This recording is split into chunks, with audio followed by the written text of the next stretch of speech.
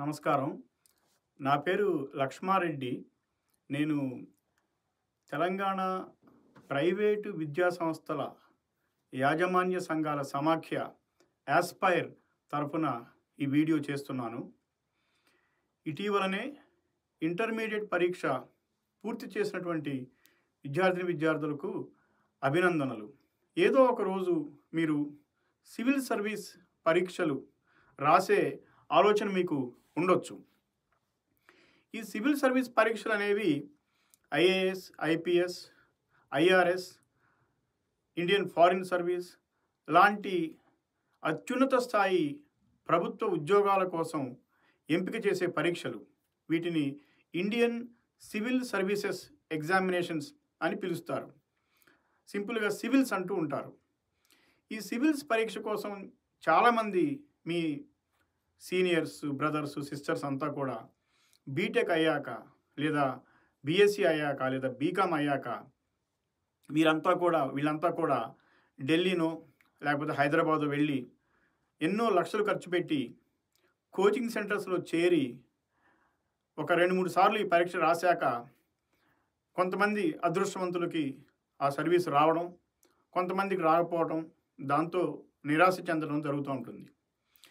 Select అయిన వాళ్ళు, select కాలేకపోయిన వాళ్ళు అందరూ ఒప్పుకునేది ఏంటంటే, మేము గనక ఈ పరీక్షల కోసం ప్రిపరేషన్ అనేది ఇంటర్మీడియట్ అవగానే మొదలుపెట్టినట్టయితే మేము ఎంతో మంచి స్థానాన్ని సాధించేవాళ్ళం. మేము డిగ్రీ చదువుతూ ఈ పరీక్షల గురించి పోవటం మూలంగా మా అవకాశాలు తగ్గినాయని చాలామంది చెప్తూ ఉంటారు. సివిల్ సర్వీసెస్ సెలెక్ట్ అయిన వాళ్ళు కూడా మేము ముందు నుంచి ప్రిపేర్ అయినట్లయితే తప్పనిసరిగా మాకు ఇంకా మంచి ర్యాంక్ వచ్చేది, ఇంకా మంచి సర్వీస్ వచ్చేది అని అనుకోవటం కూడా మీరు వినే ఉంటారు. ఎందుకు ఇలా జరుగుతుందో ఒకసారి మనం ఆలోచిద్దాం.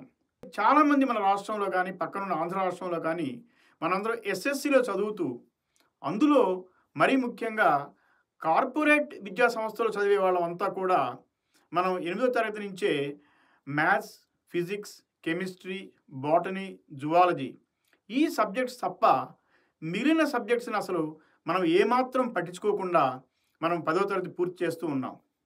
దాంతో సోషల్ స్టడీస్ అంటే హిస్టరీ, జాగ్రఫీ, పొలిటికల్ సైన్స్ వీటిని మనం పూర్తిగా విస్మరిస్తున్నాం. ఇది మీరు అందరూ కూడా అంగీకరించి తీరాల్సిందే. కానీ సిబిఎస్ఈ చదివేవాళ్ళు, ఐసిఎస్ఈ చదివేవాళ్ళు ఈ సబ్జెక్ట్స్కి ఫిజిక్స్, కెమిస్ట్రీ, మ్యాథ్స్, బాటనీ, జువాలజీకి ఎంత ప్రాధాన్యత ఇస్తారో political science, social studies, geography, history వీటికి కూడా అంతే ప్రాధాన్యత ఇస్తారు. దానివల్ల తర్వాత వాళ్ళు సివిల్ సర్వీస్ ఎగ్జామ్ రాసేటప్పుడు వాళ్ళకి ఒక అనుభవం, ఈ యొక్క నాలెడ్జ్ చాలా చాలా ఉపయోగపడుతుంది.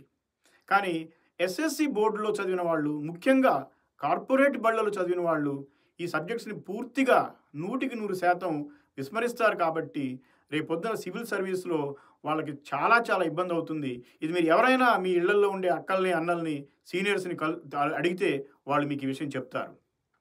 ఇక రెండవది ఏంటంటే, సిబిఎస్ఈ, ఐసిఎస్ఈ స్కూల్స్లో తరచుగా debate competitions, essay writing competitions, group discussions ఇవన్నీ పెట్టి వాళ్ళని చాలా చక్కగా ఈ సోషల్ ఇష్యూస్ మీద వాళ్ళ అవగాహనని పెంచడం చేస్తూ ఉంటారు.